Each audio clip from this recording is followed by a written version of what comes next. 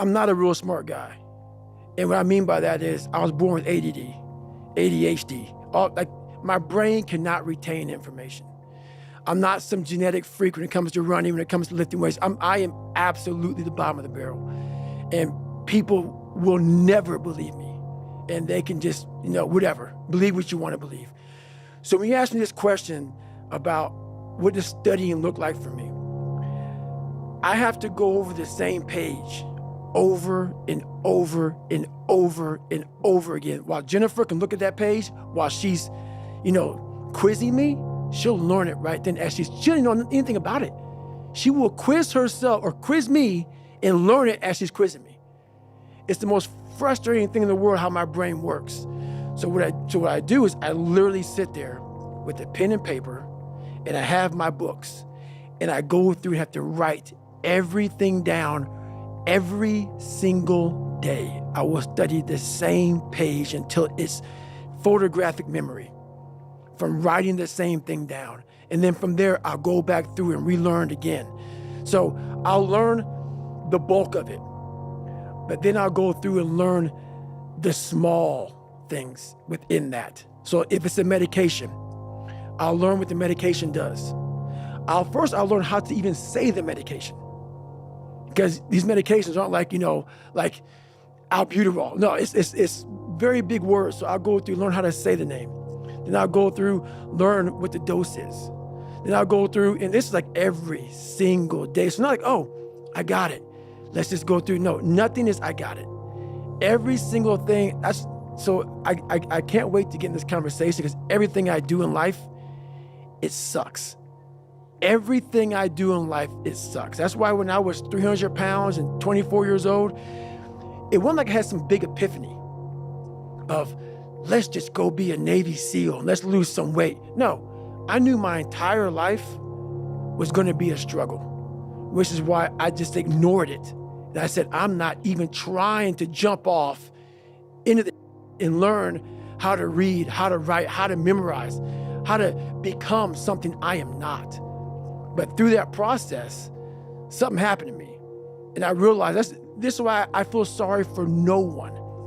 In this podcast, they're going to really not like me because people are going to think that I am maybe lying or maybe fibbing or exaggerating. No, I was the lowest form on earth, no talent, no ability to learn, and I literally know what it is to be rock bottom and to build that up. So that question about learning, it's a pain in my and I don't have to do it. So think about it. I'm 49 years old and I'm a multi-millionaire. I don't have to do anything. So all I thought about when I was growing up is, man, I can't wait till one day it gets to the point where I no longer have to do this stuff. But what happens, I got older, it became a way of living. So how I do every day is how I do every day.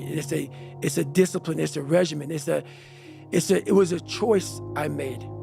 And the choice I made was, what are you willing to sacrifice and what are you willing to give up to find every bit of who you are as a human being? And I was willing to give everything to do that. So studying is no joke. I'm waking up right now studying like I have a test tomorrow. I already passed the test. Think about that. Every day of my life. That's what I must do just to retain what I learned. 4 hours plus a day, I go through and do that.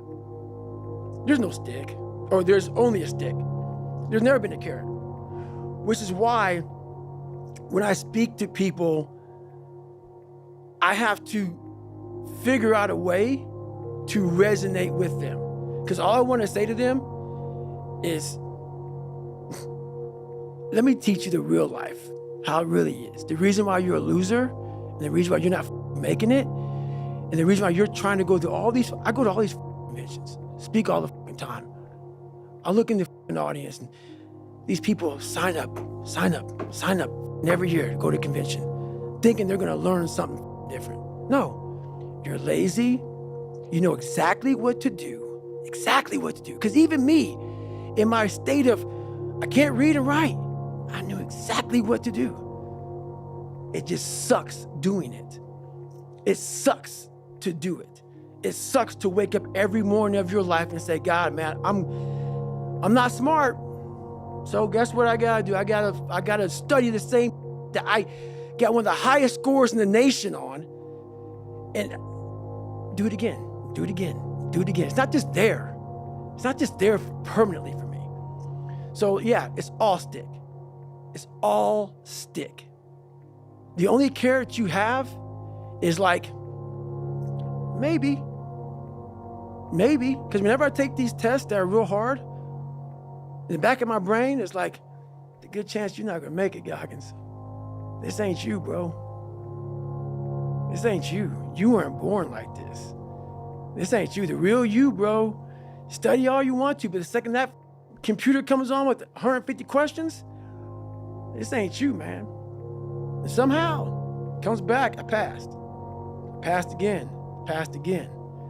But that real me back here every time is saying, that ain't you, bro. That ain't you. And I have to outwork that voice. When I'm taking that test and I get to a question, I don't know the answer, I'm like, man. And then say, I told you, man, that ain't you.